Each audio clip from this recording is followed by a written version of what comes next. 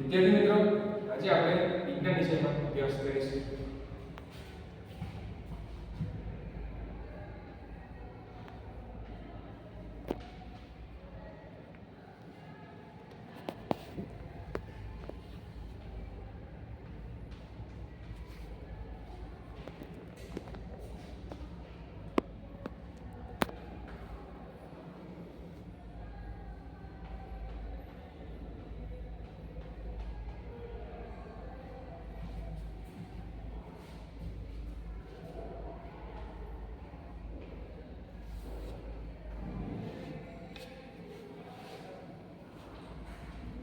તો વિદ્યાર્થી મિત્રો, તમે બજારમાં અને ઘરે જાત જાતનું ખાવો છો તો તમને વિચાર આવે કે આપણે જે ખાઈએ છીએ એ પચે કઈ રીતે, અને આગળ આપણે જે પ્રથમ શરૂઆત આપણે મોં દ્વારા ખોરાક ગ્રહણ કરીએ અને આપણે એ ખોરાકને કાપીએ છીએ અને એની આગળ પ્રવાહી તરીકે લાળ ગ્રંથિનો સમાવેશ થયેલો હોય છે, જેનું કાર્ય એ આપણે જે ખોરાક ખાઈએ છીએ એને સરળતાથી આગળ અંગમાં લઈ જવાનું હોય છે. તો પ્રથમ મુખ અને બીજું લાળ ગ્રંથિ. લાળ ગ્રંથિની આગળ ખોરાક બરાબર, અને એક ખોરાક આગળ જઠરમાં જાય છે. આપણે બધા જ ખાઈએ છીએ બરાબર, તો આપણને વિચાર આવવો જોઈએ કે આપણે જે ખાવાનું ખાઈએ છીએ એ પાચન કઈ રીતે થાય. આપણે મોં દ્વારા ગ્રહણ કરીએ છીએ બરાબર, આપણે ભણી ગયા છીએ. તો સૌપ્રથમ શરીર લાળ ગ્રંથિ એ ખોરાકને સરળતાથી ગળવામાં મદદ કરે છે બરાબર. તો લાળ ગ્રંથિ ની આગળ જઠરનો સમાવેશ થાય છે બરાબર, અને જઠરનું કાર્ય એ ખોરાકને સંગ્રહ કરવાનું છે બરાબર, અને એ જે ખોરાક હોય આગળ આપણે આકૃતિમાં સમજીએ.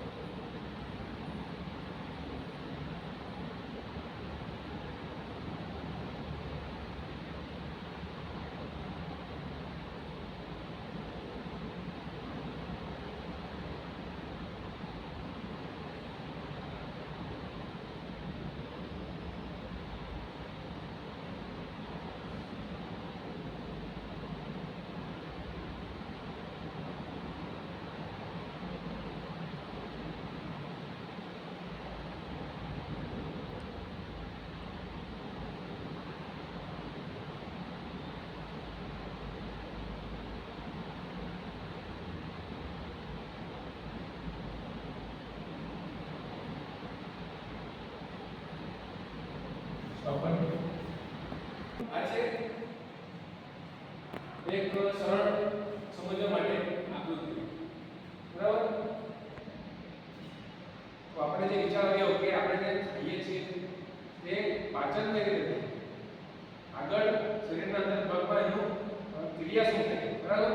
તો આજે આપણે મનુષ્યમાં પાચનનો અભ્યાસ કરીશું.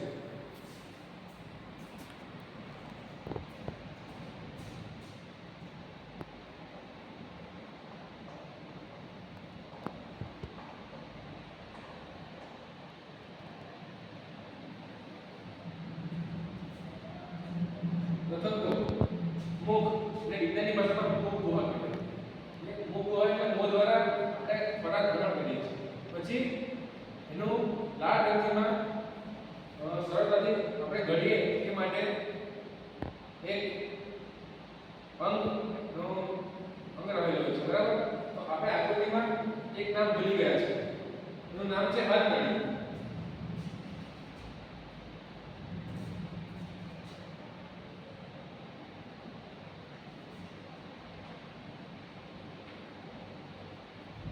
અંતરીનું કાર્ય જે લાળ ગ્રંથિમાંથી સરળતાથી આગળ ખોરાક પહોંચાડવો પડે ને, બરાબર ને.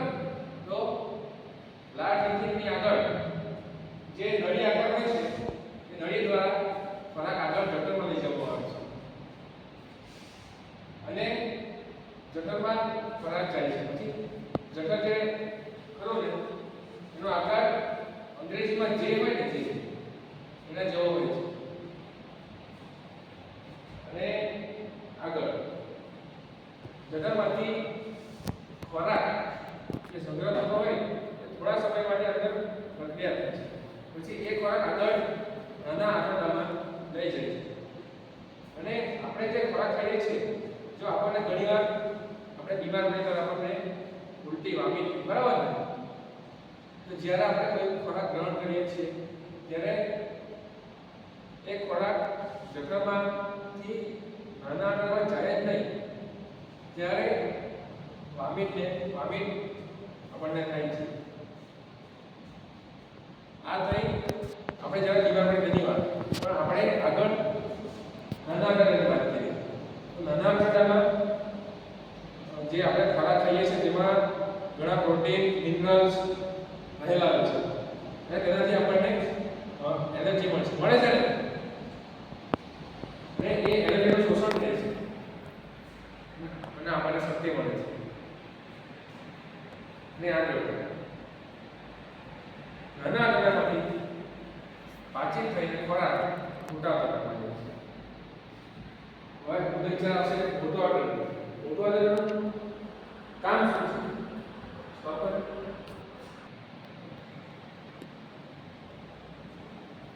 આપણા શરીરમાં લાંબામાં લાંબી નળી આંતરડું કહીએ તો નાનું આંતરડું સૌથી લાંબુ. એની લંબાઈ આપણે જાણીએ તો 7.5 સેન્ટીમીટર કે મીટર 7.5 મીટર જેટલું લાંબુ નાનું આંતરડું હોય છે. અને મોટું આંતરડું તેની લંબાઈ 1.5 મીટર હોય છે. હવે ખોરાક નાના આંતરડામાં સંગ્રહ થાય, બરાબર. તેમાંથી કેટલા પ્રોટીન, મિનરલ્સ નું શોષણ થાય છે અને આગળ પ્રક્રિયા થતા એ મોટા આંતરડામાં જાય છે.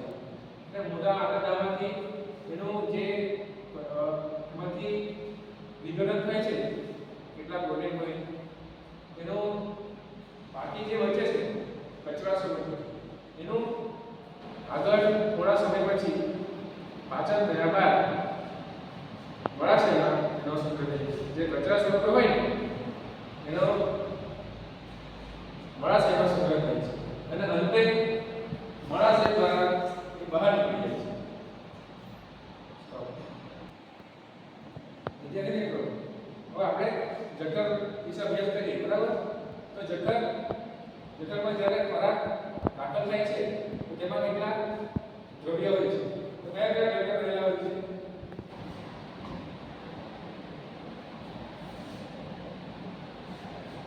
પહેલું શ્લેષ્મ. શ્લેષ્મ એ દ્રવ્ય નથી.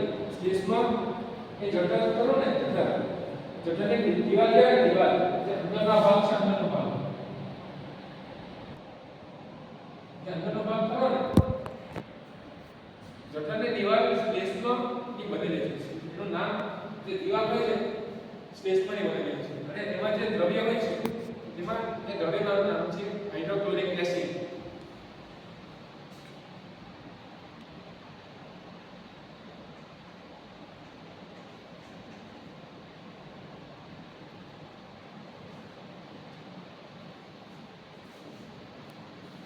હાઇડ્રોક્લોરિક એસિડ એ ખોરાકને સરળતાથી પચવામાં મદદ કરે છે અને કેટલાક પાચક રસોનો સમાવેશ થાય છે.